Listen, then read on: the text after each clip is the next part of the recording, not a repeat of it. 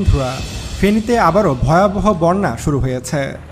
ফেনীর পরশুরামে নতুন বাঁধটি ভেঙে আবারও লোকালয়ে পানি ঢুকতে শুরু করেছে।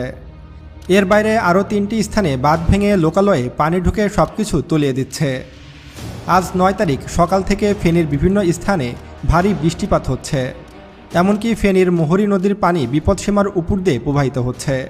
হু হু করে পানি বৃদ্ধি পাওয়াতে বাঁধ ভেঙে লোকালয়ে ঢুকছে পানি। শুধু তাই নয়, ভারতের উজান থেকেও পানি ঢুকছে ফেনীতে।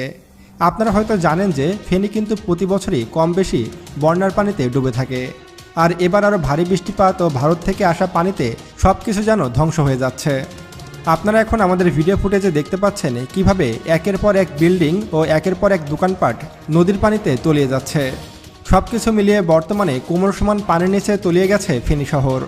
এ পর্যন্ত আমাদের হাতে রিপোর্ট এসেছে যে ফেনীর প্রায় 50টি গ্রাম ইতিমধ্যেই পানির নিচে প্লাবিত হয়েছে।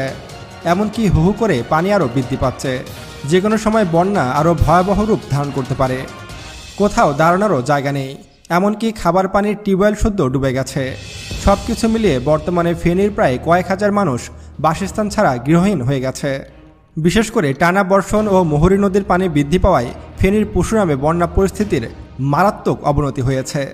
এতে ফুলগাজীর 99টি ও পরশুরামের 32টি শিক্ষা প্রতিষ্ঠান বন্ধ